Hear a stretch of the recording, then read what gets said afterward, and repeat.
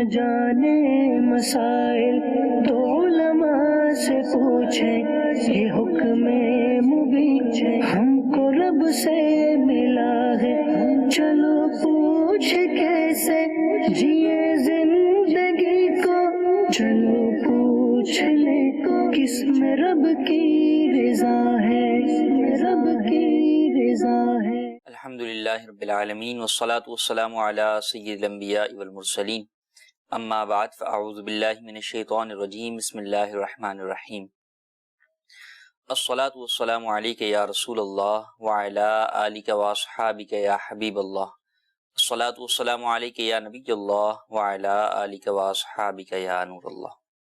مدنی channel کے ناظرین، دارالافتاء اہل سنت کے سلسلے میں آپ کو ایک مرتبہ پھر مرحبا کہتے ہیں، خوش آمدید کہتے ہیں۔ آج کا ہمارا موضوع ہے قربانی۔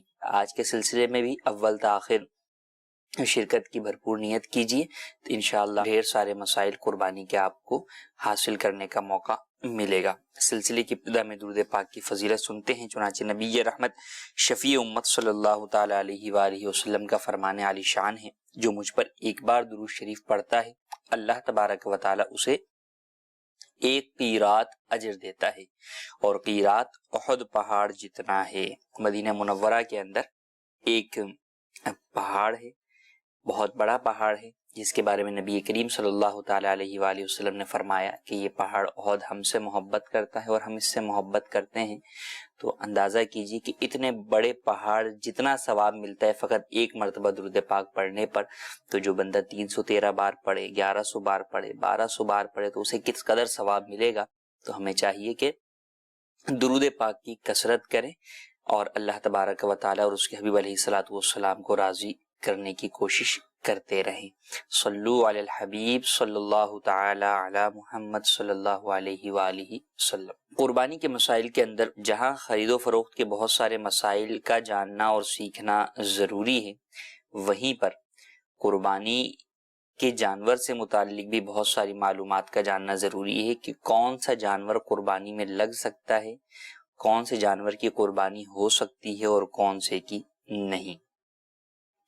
مشہور جانور ہیں گائے، بیل، بھینس، بھینسا، بکرا، بکری، دمبا، دمبی، بھیڑ، یوں ہی اونٹ۔ یہ جانور ہیں جن کی قربانی جو ہے وہ کی جاتی ہے۔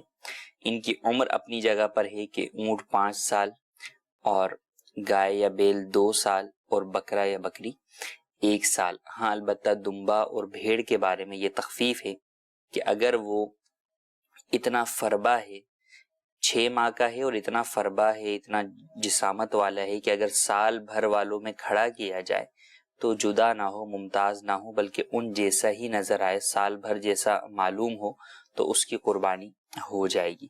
تو یہاں پہ دیکھیں یہ بھی شرط ہے کہ وہ ایسا ہو۔ فقط یہ بات سمجھ لینا کہ بھئی دمبے کی جو ہے وہ 6 ماہ کی بھی قربانی ہو جائے گی، فقط یوں درست نہیں ہے، بلکہ شرط یہ ہے کہ وہ سال بھر جیسا نظر آئے۔ اگر کوئی ایسا دمبا ہے کہ جناب وہ بڑا لاغر کمزور سا ہے، 6 ماہ کا ہے، اور اس کو اگر سال بھر والوں کے ساتھ کھڑا کیا جائے تو واضح طور پہ نظر آتا ہے کہ یہ سال بھر والا نہیں ہے، تو پھر اس صورت میں اس کی قربانی نہیں ہوگی۔ اور یہ جو 6 ماہ والی جو بات ہے کہ بھئی وہ سال بھر جیسا نظر آئے، یہ فقط دمبے اور بھیڑ کے اندر ہے۔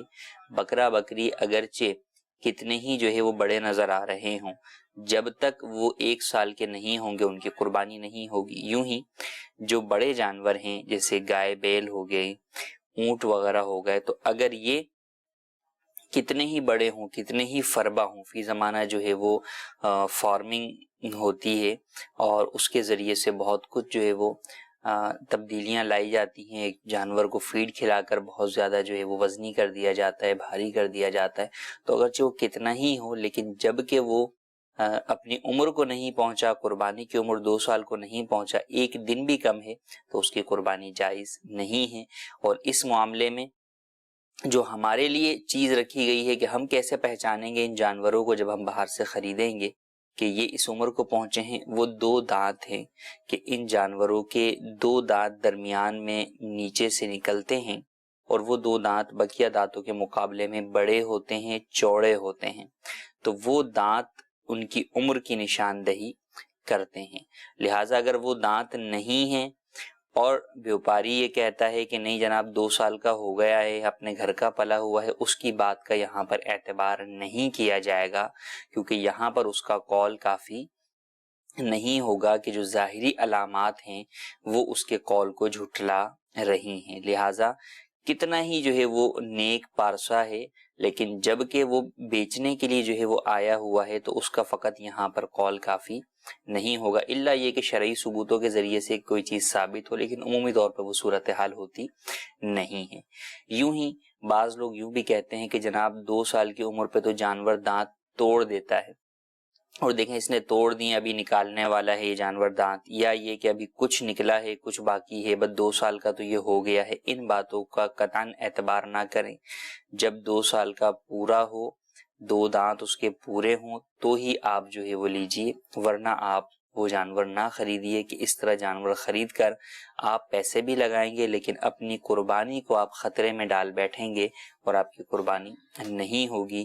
لہذا قربانی عبادت ہے جس میں احتیاط کی حاجت ہے، تو احتیاط کیجئے۔ فقط چند پیسوں کی خاطر یا جناب یہ جانور ہمیں خوبصورت نظر آ رہا ہے تو انڈر سی بات ہے، آپ پالنے کے لیے تو لے نہیں رہے، راہ خدا میں قربان کرنے کے لیے لے رہے ہیں، تو راہ خدا میں جو قربان کرنے والا جانور ہے وہ اسی وقت پیارا ہوگا جبکہ راہ خدا کے قابل ہوگا۔ تو راہ خدا یعنی قربانی کے قابل وہ جبھی ہوگا جبکہ وہ اپنی عمر کو پہنچا ہوا ہوگا، ورنہ اپنی عمر کو نہ پہنچا ہوا ہو تو 1 سال کا جو ہے وہ بچڑا بھی بہت خوبصورت لگتا ہے، لیکن وہ بھلے 1 سال کا ہو، بہت خوبصورت ہو، آپ کو پسند آ رہا ہو، بہت فربا ہو، چونکہ راہ خدا کے قابل نہیں ہے تو لہٰذا وہ قربانی میں ذبح نہیں ہو سکتا۔ ہاں اس کے علاوہ ویسے آپ پال لیں، کوئی حرج نہیں ہے، صدقے کے طور پہ آپ اسے ذبح کرتے ہیں، کوئی حرج نہیں ہے نفلی صدقے کے طور پہ، لیکن جب بات قربانی کی آ جاتی ہے تو پھر یہ دیکھنا ہوگا کہ وہ قربانی میں ذبح ہونے کے قابل ہے یا نہیں، اس سے قربانی ادا ہوگی یا نہیں، تو ان چیزوں کو سب سے پہلے فوقیت دی جانی چاہیے۔ آئیے بڑھتے ہیں آپ کے کالز کی طرف اور انہیں شامل سلسلہ کرتے ہیں۔ جی کالز دیجیے۔ میرا مفتی صاحب سے یہ سوال ہے، جس جانور کی آنکھ خراب ہوئے اس پہ کیا قربانی جائز ہے؟ جانور کی آنکھ خراب ہونا یہ ایک بہت واضح یعنی ایک وسیع جو ہے وہ مفہوم رکھتا ہے۔ جانور کی آنکھ کس طور پر خراب ہے؟ جانور بھینگا ہے، کانا ہے یا اندھا ہے یا اس کی نظر کمزور ہے۔ اگر بھینگا جانور ہے کہ وہ جو دیکھے کسی طرف اور لگے کہ نہیں دیکھ رہا ہے کسی اور طرف ہے، اس کی قربانی تو جائز ہے۔ لیکن اگر کانا جانور ہو، ایک آنکھ سے جو ہے وہ نہ دیکھتا ہو اور اس کا یہ کانا پن ظاہر ہو، واضح طور پہ نظر آ رہا ہو کہ بھئی یہ ایک کانا جانور ہے، تو اس کی قربانی جائز نہیں ہے۔ یوں ہی اندھا جانور، اس کی قربانی بھی جائز نہیں ہے۔ اور جس جانور کی نظر کمزور ہو، تو اگر 1/3 سے زیادہ نظر جو ہے وہ کمزور ہو تو اس کی بھی قربانی جائز نہیں ہے۔ اب یہ کیسے پتہ چلے گا کہ جناب اس کی نظر جو ہے وہ کتنی کمزور ہے؟ تو اب اس کے لیے آئی ڈاکٹر تو جو ہے وہ بیٹھے گا نہیں، تو اس کے بہرحال اپنے طریقے فقہائے کرام نے بیان کیے ہیں کہ جانور کی اگر 2 آنکھوں میں اگر فرق ہے کہ ایک آنکھ صحیح ہے ایک خراب ہے، تو اس کا اپنا طریقہ ہے کہ چارہ کتنے فاصلے سے رکھا جائے کہ وہ دیکھ کر اس چارے کی طرف بڑھے، یوں مختلف طریقے۔ لیکن بہرحال فی زمانہ اس سب چیزوں کے اوپر ان معنوں کے اندر عمل جو ہے وہ بظاہر مشکل نظر آتا ہے، نہ ہی جو ہے وہ اس بات کو دیکھتے ہی اندازہ ہوگا کہ جناب یہ جانور جو ہے وہ نظر کمزور ہے اس جانور کی۔ تو بہرحال جو مین ہے وہ میں نے آپ کو بتا دیا، بھینگا، کانا اور اندھا۔ تو اندھے جانور کی قربانی جائز نہیں ہے۔ کانا جانور جس کی ایک آنکھ جو ہے وہ نہیں ہو یا خراب ہو اور اس کا وہ کانا پن ظاہر ہو، اس کی قربانی بھی جائز نہیں ہے۔ ہاں اگر بھینگا ہے کہ دیکھتا کدھر ہے، لگتا ہے کہ دیکھ رہا کسی اور طرف ہے، تو اس کی قربانی جائز ہے۔ جی مزید کال دیجیے۔ مفتی صاحب سے سوال ہے کہ اگر کسی پر چند سالوں کی قربانی واجب ہو تو وہ شریف فقیر کو بکری یا بکرے کی رقم صدقہ کرتے وقت نیت کیا کرتے، اور اسی طرح کسی پر کئی سجود تلاوت واجب ہوں تو ان کو ادا کرتے وقت کیا نیت کرے اور کس طرح کرے؟ جی کئی سالوں کی قربانی جو ہے وہ واجب ہے، تو اب جتنے سالوں کی قربانی واجب ہے، ہر سال کی قربانی کے بدلے اس شخص کے اوپر ایک بکرا یا بکری جو کہ قربانی کی شرائط پر پورا اترتا ہو وہ زندہ صدقہ کرنا یا اس زندہ بکرا یا بکری کی قیمت صدقہ کرنا اس پر لازم ہے، اور یہ شرعی فقیر کو صدقہ کرے گا تو نیت یہی کرے گا کہ اپنی قربانی جو مجھے میری قضا ہو گئی اس کا جو کفارہ مجھ پر لازم ہے میں اس کی ادائیگی کر رہا ہوں، تو یوں جو ہے وہ اس کو ادا کرے گا۔ دوسرا انہوں نے پوچھا کہ اگر سجدہ تلاوت جو ہے وہ کئی لازم ہو گئے ہوں، نہ کیے ہوں، تو بہرحال سجدہ تلاوت جب بھی ادا کریں گے وہ ادا ہی کہلائے گا، قضا نہیں کہلائے گا۔ تو جتنے بھی سجدہ تلاوت باقی ہیں وہ تمام سجدہ تلاوت ایک ساتھ بھی ادا کیے جا سکتے ہیں۔ جی مزید کال۔ میرا سوال ہے مفتی صاحب سے کہ کسی حضرت کے پاس اگر پیسے نہ ہو قربانی کے لیے اور ان کی استطاعت نہ ہو کہ قربانی کر سکے، اور بقرعید کے بعد اگر ان کے پاس اماؤنٹ آ جائے وہ قربانی کر سکے، تو کیا وہ قربانی قبول ہوگی؟ یعنی مراد جو میں سمجھ سکا ہوں کہ ابھی پیسہ نہیں ہے، بعد میں پیسہ آ جائے گا، تو قربانی تو انڈرسٹوڈ سی بات ہے، قربانی کے ایام میں ہوگی، بعد میں تو ہوگی نہیں۔ لیکن اس طرح کے لوگوں کا سوال پوچھنے کا مقصد یہ ہوتا ہے کہ بھئی ابھی ہم قرض لے کر لیں اور بعد میں ہمیں پتہ ہے کہ جو ہے وہ اگلے مہینے BC مثال کے طور پہ کھلنی ہے، یا کسی نے پیسے دینے کی بات کی ہے، وہ مل جائیں گے ہمارے پیسے تو ہم قرض ادا کر دیں گے، تو کیا یہ درست ہے؟ جی ہاں، یہ درست ہے، اس میں کوئی حرج نہیں ہے۔ بلکہ اگر خود صاحب نصاب ہے، مال موجود ہے جس کی وجہ سے صاحب نصاب ہے، جیسے سونا ہی موجود ہے، اب کیش نہیں ہے، کیش جو ہے وہ اگلے مہینے آنا ہے، لیکن خود سونے کی وجہ سے یہ شخص جو ہے وہ صاحب نصاب ہے، تو اب اس شخص کے اوپر تو قربانی کرنا واجب ہوگی۔ اب چاہے تو سونا بیچ کر کرے، چاہے قرض لے کر کرے۔ تو یہ جو کانسیپٹ عمومی طور پہ پایا جاتا ہے کہ جناب قرض لے کر قربانی نہیں ہوتی، یہ درست نہیں ہے۔ ہاں یہ ہے کہ اگر کوئی شخص جو ہے وہ صاحب نصاب نہیں ہے، مقروض ہے، تو اس پر قربانی واجب نہیں ہے، لیکن اگر وہ بھی کرتا ہے تو جائز ہے۔ ہاں اگر قرض کسی سے لیا ہوا ہے تو اب بہتر یہ ہے کہ اس سے اجازت لے کر قربانی کرے، کیونکہ اگر قرض ادا نہیں کرتا اور نفلی قربانی کر رہا ہے تو انڈرسٹوڈ سی بات ہے جنہوں نے قرض دیا ہوا ہے وہ جو ہے وہ اس پہ اعتراض کریں گے کہ یار ہمارا قرض تو ادا کر دو۔ لیکن اب فی زمانہ قرض کی بھی مختلف اقسام ہوتی ہیں، میعادی قرض ہوتے ہیں، جیسے BC والا ہے کہ تو BC پتہ ٹائم ٹو ٹائم جو ہے وہ بھرنی ہے۔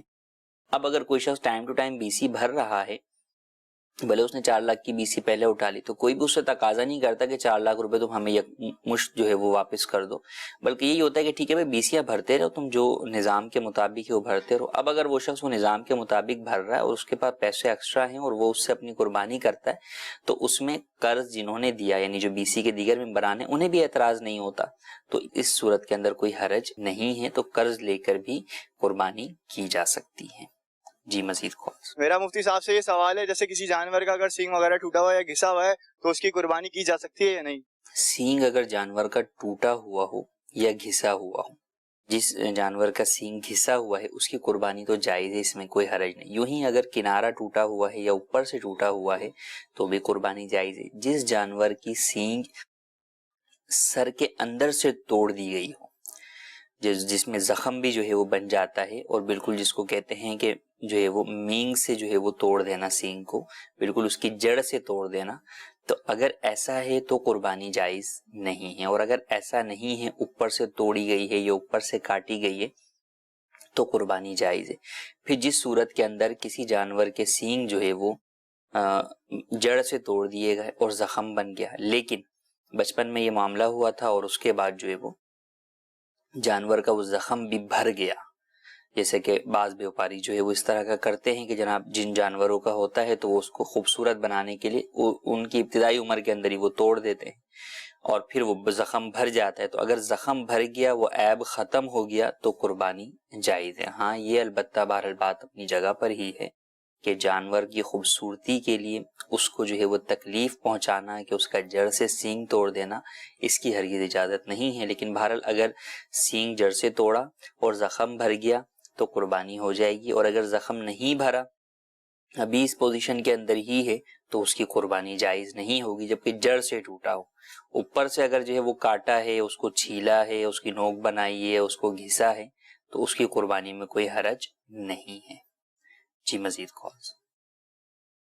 محمد شوکت علی اتاری سیالکوٹ سے عرض کر رہا ہوں، مفتی صاحب سے میرا ایک سوال ہے کہ ہمارے پاس ایک گائے ہے جس کی عمر 2 سال سے اوپر ہے، لیکن لوگوں کا خیال یہ ہے کہ ابھی یہ کھیری ہے، دندی نہیں ہوئی، تو کیا اس کی قربانی ہو جائے گی؟ برائے مہربانی فرما کر اس کی وضاحت فرما دیں۔ جی مزید کال۔ ہم نے نا رمضان مبارک سے پہلے نا قربانی کے لیے بکرا لیا تھا. اس میں نا زیادہ اونچائی سے چھلانگ لگا دی جس سے نا اس کے پیر کی ہڈی کا جوڑ نکل گیا. تو ڈاکٹر نے وہ لگا تو دیا تھا لیکن تھوڑا سا نا ٹیڑھا لگ گیا تھا. تو دوڑتا بھی ہے, چھلنگے بھی لگاتا ہے, چلتا بھی ٹھیک ہے, کیا اس کی قربانی جائز ہے؟ جی, پہلا سوال تھا کہ جانور ہمارے اپنے پاس ہے 2 سال ہو گئے. اگر آپ کا اپنا پالا ہوا جانور ہے اور اس کو 2 سال ہو گئے ہیں تو اب ایسی صورت میں اگرچہ اس نے دانت نہ نکالے ہوں اس کی قربانی ہو سکتی ہے, اس کی قربانی جائز ہے کہ عمر اصل چیز ہے, دانت اس کی علامت ہے.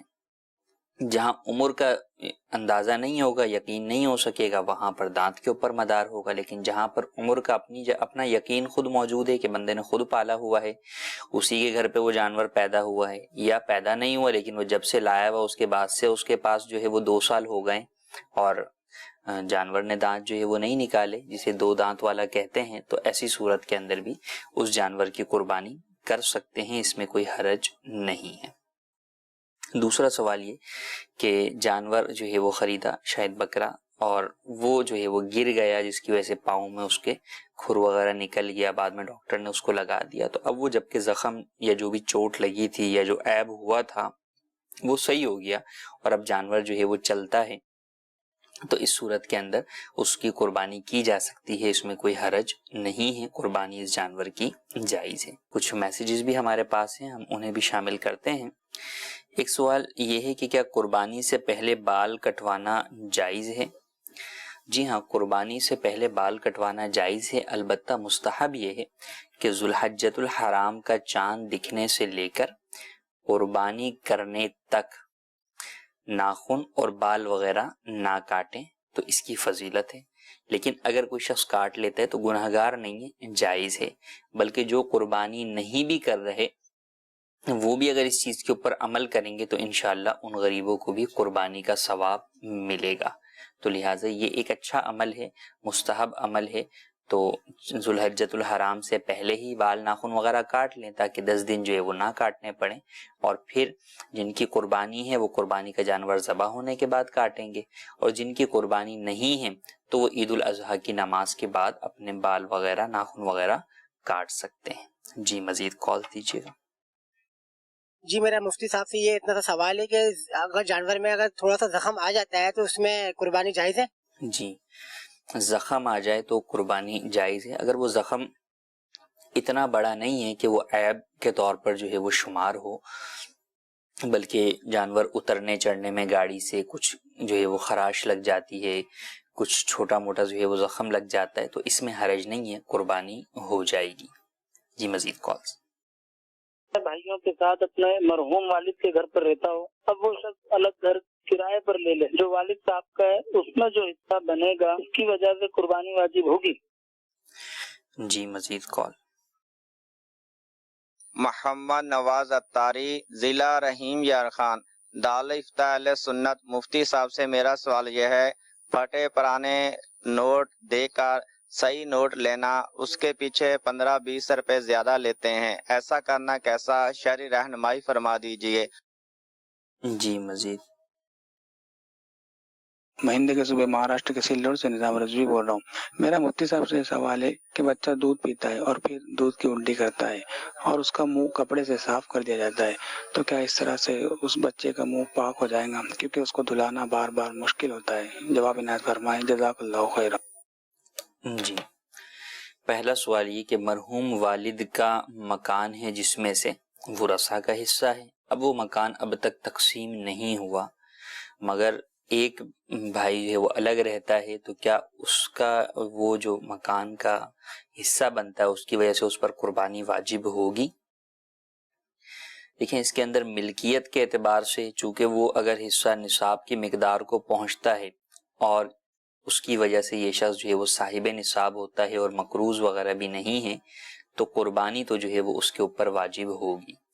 ہاں, اب یہ کہ وہ اس کے پاس اور پیسہ نہیں ہے کہ جس سے قربانی کر سکے, اب اس کے لیے ہوگا کہ وہ ان افراد سے مانگے کہ بھئی میرا حصہ دیں یا کم از کم قربانی کے لیے مجھے پیسے دیں, یا اسے گمان ہو کہ میں مانگوں گا تو وہ دیں گے, تو پھر ان سے مانگے اور قربانی کرے، اور اگر یہ گمان ہے کہ وہ نہیں دیں گے یا مانگتا ہے اور وہ نہیں دیتے اور اس کے پاس اور بھی کوئی مال نہیں ہے کہ جس کے ذریعے سے یہ قربانی کر سکے، تو پھر اس کے اوپر قربانی واجب نہیں ہوگی، یعنی اس سال قربانی واجب نہیں ہوگی، ہر سال اسی طرح اس کو اپنے آپ کو دیکھنا ہوگا جب تک کہ وہ حصہ اس کو مل نہیں جاتا۔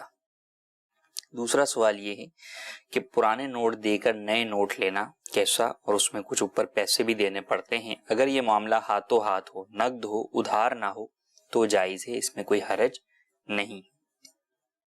تیسرا سوال کہ بچہ دودھ کی الٹی کر دے اور اس کا منہ جو ہے وہ اگر کپڑے سے صاف کر دیا تو کیا پاک ہو جائے گا؟ اگر بچہ جو ہے وہ منہ بھر قے کرتا ہے اور وہ قے کرتا ہے جو کہ معدے میں جا کر پھر واپس پلٹ کے آ رہی ہے تو وہ ناپاک ہے اور نجاست غلیظہ ہے، اور وہ ناپاک ہے تو جب وہ منہ پر اگر لگتی ہے یا بچے کے بدن پہ کسی جگہ لگتی ہے تو بچے کے بدن کو بھی ناپاک کر دے گی، اور کپڑا پھیرنے سے، سوکھا یا فقط گیلا کپڑا پھیرنے سے وہ جگہ پاک نہیں ہوگی بلکہ وہ ناپاک ہی رہے گی، اسے دھونا ہی پڑے گا، تو لہذا اس بات کا خیال رکھنا ضروری ہے۔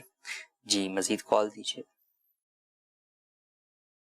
حضور میں یہ پوچھنا چاہ رہا تھا کہ میں اپنی بچی کا عقیقہ کرنا چاہ رہا تھا، تو قربانی کے جانور میں کیا ہم اپنا حصہ ملا کے تو اس میں ہمیں دو بار نیت کرنی پڑے گی، قربانی کی ذبح کی علیحدہ نیت اور عقیقے کی علیحدہ کرنی پڑے گی، یا صرف عقیقے کی نیت ہم اپنے دل میں کر لیں؟ جی مزید کون؟ مفتی صاحب پوچھنا یہ تھا کہ قربانی کا روزہ ہوتا ہے؟ جی مزید کال۔ میرا مفتی صاحب سے صرف اتنا سوال ہے کہ جنگلی جانور کی قربانی ہو سکتی ہے؟ جی پہلا سوال یہ کہ قربانی کے جانور میں عقیقے کا بھی حصہ ڈال لیا، بڑا جانور ہے تو ایک حصہ عقیقے کا رکھ لیا، ایک قربانی کا، تو اب ذبح کرتے وقت کیا دو نیتیں کریں؟ سب سے پہلی بات تو یاد رکھیں نیت دل کے ارادے کو کہتے ہیں، زبان سے کہہ لیں تو اچھی بات ہے، ذبح کرتے وقت اللہ کا نام لے کر ذبح کرنا یہ ضروری ہے، باقی اس وقت دعا اگر کوئی پڑھنا بھول بھی گیا لیکن اللہ اکبر جو ہے وہ اس نے کہہ لیا تو جانور جو ہے وہ حلال ہو جائے گا اور قربانی ہو جائے گی، کیونکہ نیت یہی ہے کہ یہ جانور قربانی کے لیے ذبح کر رہے ہیں۔ اسی طریقے سے نیت اس کے اندر یہ ہے کہ عقیقے کے لیے ذبح کر رہے ہیں تو وہ بھی کافی ہے، تو وہ جو نیت ہوئی ہوئی ہے تو اس وقت دو دعائیں پڑھنا یا اس وقت دوبارہ نیت کا زبان سے اظہار کرنا یہ ضروری نہیں ہے۔ آپ نے جانور خریدا اسی وقت نیت کر لی، یا جانور میں آپ نے حصہ ڈالا اس وقت آپ نے نیت کر لیا عقیقے کا حصہ، قربانی کا حصہ، تو یہ کافی ہے، ذبح کرتے وقت دو دعائیں پڑھنا ضروری نہیں ہے۔ نمبر 1۔ دوسرا سوال یہ ہوا کہ قربانی کا روزہ ہوتا ہے، 5 ایام ہیں کہ جن کے اندر روزہ رکھنا حرام ہے۔ عید الفطر کا پہلا دن یعنی عید الفطر شوال المکرم کا پہلا دن، اور عید الاضحیٰ کے 4 دن 10 ذوالحجہ، 11 ذوالحجہ، 12 ذوالحجہ اور 13 ذوالحجہ، ان چاروں دنوں میں روزہ رکھنا حرام ہے۔ یہ ایام اللہ تبارک و تعالی کی جانب سے بندوں پر انعام کے طور پہ ضیافت کے دن ہیں، مہمان نوازی کے دن ہیں، تو ان میں روزہ رکھنا حرام ہے۔ تو قربانی میں کے دن میں ایام میں تو روزہ رکھنا حرام ہے، روزہ ہو ہی نہیں سکتا۔ ہاں قربانی کے ایام سے پہلے ذوالحجۃ الحرام کے جو 9 دن ہیں، یکم ذوالحجہ سے 9 ذوالحجہ، یہ بہت فضیلت والے ایام ہیں، اس کا ذکر قرآن کریم کے اندر بھی موجود ہے۔ ان ایام کے روزے رکھنے کی بھی بڑی فضیلت ہے، ان ایام کا روزہ رکھیں، اور خاص طور پہ 9 ذوالحجہ یعنی جو یوم عرفہ کہلاتا ہے اس دن کے روزے کی بھی بڑی فضیلت ہے کہ 1 سال کے روزوں کے برابر اس کا ثواب ہے، لیکن 9 ذوالحجہ کا روزہ غیر حاجی کے لیے یہ سنت نہیں ہے۔ اب قربانی کا روزہ بعض لوگ جس چیز کو سمجھتے ہیں وہ یہ ہے کہ سنت یہ ہے کہ عید الفطر میں، میٹھی عید میں، نماز سے پہلے کچھ کھا کر نماز کے لیے جایا جائے، کوئی میٹھی چیز۔ نبی کریم صلی اللہ تعالیٰ علیہ وآلہ وسلم سے کھجورے کھا کر جانا ثابت ہے نماز کے لیے۔ اور عید الاضحیٰ میں سنت یہ ہے کہ آپ علیہ الصلوۃ والسلام نماز سے پہلے کچھ بھی نہیں کھاتے تھے، بلکہ نماز کے بعد واپس آ کر قربانی فرماتے اور قربانی کے گوشت سے جو ہے وہ آپ کچھ تناول فرماتے۔ تو مستحب یہ ہے کہ قربانی کرنے، جس کی قربانی ہو وہ قربانی کرنے والا نماز کے بعد اپنی قربانی کے جانور کے جو ہے وہ گوشت سے کچھ کھائے، یہ مستحب ہے۔ تو اب یہ جو صبح سے لے کے قربانی کا جانور ذبح ہونے تک کے درمیان کا گیپ ہے، تو اس کو لوگ جو ہے وہ روزہ سمجھتے ہیں، حالانکہ یہ روزہ نہیں ہے. اس ٹائم میں پانی بھی پی سکتے ہیں، بلکہ اس وقت میں اگر کوئی کھا بھی لے تو گناہ نہیں ہے، صرف مستحب ہے کہ فضیلت ہے. لیکن اگر کوئی نہیں جو ہے وہ کھا لیتا ہے کوئی تو اس میں کوئی حرج نہیں ہے. اسی طرح جس کی قربانی دوسرے دن ہونی ہے تو دوسرے دن تک تو بھوکا نہیں رہے گا، تو انڈرسٹوڈ سی بات ہے کہ وہ کھا سکتا ہے، اس میں کوئی حرج نہیں ہے. لیکن اس کو یہ جو وقت کے درمیان، یہ جو درمیانی وقت ہے، اس کو روزہ شمار نہیں کیا جائے گا. یہ روزہ نہیں ہے کیونکہ اس دن میں روزہ رکھنا حرام ہے. تیسرا سوال تھا کہ لنگڑا جانور کی قربانی کا کیا حکم ہے. ایک جانور وہ کہ جس کا جناب پاؤں ہی کاٹ لیا گیا، اس کی قربانی بھی نہیں ہوگی. اسی طرح وہ لنگڑا جانور جو کہ قربان گاہ تک بھی نہ جا سکے، یا وہ اپنا پاؤں زمین پر رکھ کر چل ہی نہیں سکتا، تو اس جانور کی قربانی جائز نہیں ہے. ہاں اگر ایسا جانور ہے کہ جو چلنے کے اندر اپنے پاؤں، اس لنگڑے پاؤں کا سہارا لے کر جو ہے وہ چلتا ہے تو قربانی ہو جائے گی. لیکن ہو جائے گی بہرحال چاہیے یہ کہ ہر قسم کے عیب سے پاک جانور خریدیں اور وہی راہ خدا میں خرچ کریں. جی مزید کالز. تو قربانی جو حصے والا جانور ہوتا ہے بڑا، میں نے اپنے کئی طرح سنا تھا کہ 7 حصے ہوتے ہیں اور 7 جو بندے ہیں ان کی پیسے کی جو کمائی ہے وہ حلال کی ہونی چاہیے، ناجائز کمائی نہیں ہونی چاہیے.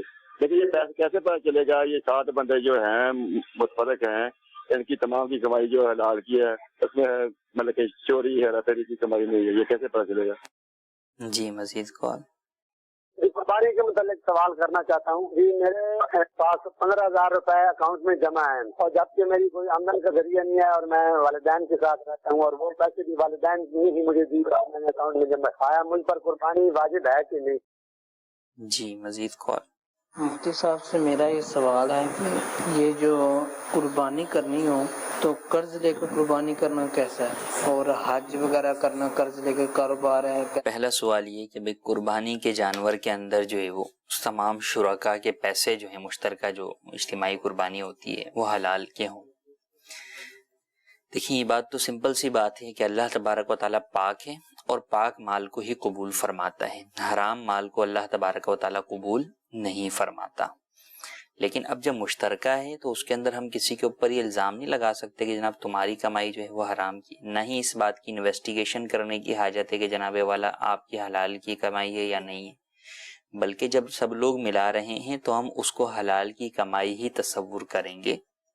اب اگر کوئی جو ہے وہ حرام کی کمائی کرتا ہے اور ہمیں نہیں معلوم تو ہماری قربانی ہو جائے گی عند اللہ، اللہ کے نزدیک اس کی پکڑ ہوگی کہ اس نے حرام کے پیسے ملائے. پھر حرام کے پیسوں کے اندر بھی پھر آگے جو ہے وہ تفصیل ہے کہ ایک شخص نے حرام کے پیسے کمائے لیکن بعد میں وہ پیسے تبدیل ہو گئے. حرام کا گناہ تو اس کے اوپر ہے، لیکن بہرحال اس پیسے تبدیل ہونے کے بعد اس نے جو چیز جو ہے وہ خریدی ہے، یا اور جو اس میں شریعت مطہرہ کی اصطلاح ہے ایک عقد و نقد کا جمع ہونا، وہ نہ پایا گیا تو وہ قربانی کا جانور تو حلال رہے گا. بعض صورتوں کے اندر جو ہے وہ حرمت آئے گی، لیکن بہرحال اس کا پہچاننا ہر ایک بندے کے بس کی بات نہیں، نہ ہی اس کی انویسٹیگیشن کرنے کا شریعت نے ہمیں مکلف کیا ہے. ہم پر یہی ہے کہ ہم حسن ظن رکھیں گے کہ ٹھیک ہے یہ سارے مسلمان جو ہے وہ ہیں، اور ان کے بارے میں کسی کے بارے میں ایسا واضح ہمیں نہیں معلوم کہ نہیں یہ جو ہے وہ حرام کی کمائی کرتا ہے، تو ٹھیک ہے ہم اس صورت کے اندر مشترکہ حصہ ملاتے ہیں یا مشترکہ جانور لے کر آتے ہیں تو اس میں کوئی حرج نہیں ہے. انشاءاللہ اللہ تبارک و تعالیٰ کی ذات سے امید ہے کہ وہ ہماری قربانی کو قبول فرمائے گا. ہاں جس کے بارے میں خاص طور پر معلوم ہو کہ بھئی اس کا شراب کا کاروبار ہے، واضح معلوم ہو اس کی شراب کی دکان ہے بھئی محلے کے اندر یا مارکیٹ کے اندر، اب ایسے شخص کو شامل نہ کیا جائے اپنی اجتماعی قربانیوں کے اندر، تو اس بات کا خیال رکھیں. دوسری بات کی کہ ایک سوال تھا ہمارے پاس کہ قربانی مجھ پر واجب ہے یا نہیں. میرے اکاؤنٹ میں 15,000 روپے ہیں جو کہ والدین کی طرف سے ہی دیے گئے ہیں. یہ قربانی کا نصاب پیسوں کے اعتبار سے اگر دیکھیں تو وہ 52.5 تولہ چاندی کی مالیت کے برابر بنتا ہے. میں نے چیک کیا تھا تو تقریباً 48,000 مائنس پلس کچھ جو ہے وہ بن رہا تھا. تو 48,000 کے قریب اگر کسی شخص کے پاس پیسہ ہوگا یا اتنی مالیت کا حاجت اصلیہ سے زائد کوئی بھی مال ہوگا تو اس کے اوپر قربانی واجب ہوگی. اگر اس سے کم ہے تو اس کے اوپر قربانی واجب نہیں ہوگی. تو 15,000 ہی ہے اور اس کے علاوہ کوئی اور حاجت اصلیہ سے زائد مال نہیں ہے اس کی ملکیت کے اندر تو قربانی واجب نہیں ہوگی. لیکن اگر دیگر مال بھی ہے، اور مال سے مراد فقط قربانی کے معاملے میں مال سے مراد پیسہ، چاندی اور سونا ہی مراد نہیں ہے، بلکہ گھر کا جو اضافی سامان ہے جو آپ کی ملکیت ہے اس کی مالیت کو بھی کاؤنٹ کیا جائے گا قربانی کے معاملے میں، جو کہ اضافی ہے، حاجت اصلیہ سے زائد ہے، آپ کو اس کی حاجت نہیں ہے. جو اضافی ہوگا بہرحال وہ آپ کی اس سے باہر نکلے گا اور آپ پر قربانی کو واجب کرے گا. تو اس بات کا خیال رکھنا ضروری ہے. قرض لے کر قربانی کرنا یا حج کرنا جو ہے وہ کیسا ہے؟ تو قرض کے بارے میں ہم نے تفصیل بیان کر دی کہ قرض لے کر قربانی کرنا جائز ہے. ہاں البتہ اگر کوئی شخص جو ہے وہ مقروض ہے اور اتنا قرضہ ہے کہ اس کے پاس جتنا مال ہے اگر وہ سارا بھی قرض میں ادا کر دے تو اس کے پاس کوئی پیچھے مال نصاب کی مقدار میں باقی نہ رہے تو اس کے اوپر قربانی واجب نہیں ہوگی. لیکن اگر وہ پھر بھی کرنا چاہتا ہے اور جن سے قرض لیتا ہے ان کی طرف سے صراحتاً یا دلالتاً یعنی انڈرسٹوڈ طور کے اوپر اجازت ہو کہ بھائی ٹھیک ہے تم قربانی کر لو، ہمیں کوئی حرج نہیں ہے، ہمیں ٹائم پہ قرض دے دینا اور ٹائم بعد میں آ رہا ہو، تو اگر اس طرح کی انڈرسٹوڈ طور پر اجازت ہے تو اس میں کوئی حرج نہیں ہے، قربانی کی جا سکتی ہے. یہ جو اوور آل کانسیپٹ جو ہے وہ پھیلا ہوا ہے کہ جناب قرض لے کے قربانی نہیں ہو سکتی، یہ درست نہیں ہے. قرض لے کر بھی قربانی کی جا سکتی ہے. اسی طرح حج کا معاملہ آیا کہ حج کے معاملے میں اب کوئی شخص ہے کہ جناب کچھ پیسے جمع ہو گئے، حج میں نام نکل آیا، اب بقیہ اور پیسے چاہیے تو وہ قرض لے سکتا ہے. جس سے مقرض کو بتا دے جس سے قرض لے رہا ہے کہ میں حج پہ جا رہا ہوں اور اتنے جو ہے وہ پیسے مجھے درکار ہے اور میں بعد میں واپس آپ کو کر دوں گا. تو اب اگر ایسا ہے تو ٹھیک ہے، اس کے اندر کوئی حرج نہیں ہے، قرض پہ لے کر بھی حج پر جا سکتا ہے. ہاں البتہ بہرحال قرض کی ادائیگی کی سچی نیت ہو، پیچھے اپنے ورثاء وغیرہ جو بھی بنتے ہیں ان کو وصیت وغیرہ بھی لکھ دیں، کیا پتہ وہاں سے واپسی ہو یا نہ ہو. تو بہرحال سفر پر بندہ جا رہا ہے تو سفر سے واپسی ہر ایک کی ہو یہ ضروری نہیں ہے، تو وہ پھر اس طرح کی کچھ چیز لکھ دے تاکہ بعد میں جو اس کے پیچھے ورثاء ہیں وہ اس کے قرض کی ادائیگی کر سکیں، کر دیں، تاکہ یہ اللہ تبارک و تعالیٰ کے ہاں جب حاضر ہو تو قرض کے معاملے سے سبکدوش ہو کر حاضر ہو. تو ان چیزوں کا خیال رکھنا چاہیے. کچھ میسیجز بھی ہیں، ہم انہیں بھی جو ہے وہ شامل کر سکتے ہیں. ایک سوال ہے کہ کیا جانور کی اوجڑی کھانا جائز ہے؟ جی نہیں، اوجڑی کھانا جائز نہیں ہے، مکروہ تحریمی ہے، ناجائز و گناہ ہے، اس کی اسلام میں اجازت نہیں ہے. ایک سوال یہ ہے کہ جو قربانی کرے تو کیا ذبح اسے خود کرنا ہوگا؟ اگر خود ذبح کرنا جانتا ہے تو بہتر یہ ہے کہ خود ذبح کرے، اگر خود ذبح کرنا نہیں جانتا تو پھر دوسرے سے کروا سکتا ہے. انڈرسٹوڈ سی بات ہے کہ خواتین خود ذبح نہیں کرتی، عمومی طور پہ قربانی کے موقع کے اوپر جانور کو پکڑنے میں غیر محرم دیگر افراد بھی ہوتے ہیں، پھر خود خاتون جو ہے وہ درست طریقے سے ذبح کر سکے یہ بھی جو ہے وہ ضروری نہیں ہے. تو انڈرسٹوڈ سی بات ہے کہ ان کی جگہ پہ ان کے محارم یا کوئی اور مرد ہی ذبح کرے گا. باقی مردوں میں جو خود ذبح کرنا اچھے طریقے سے جانتا ہے اسے چاہیے کہ وہ خود ہی ذبح کرے.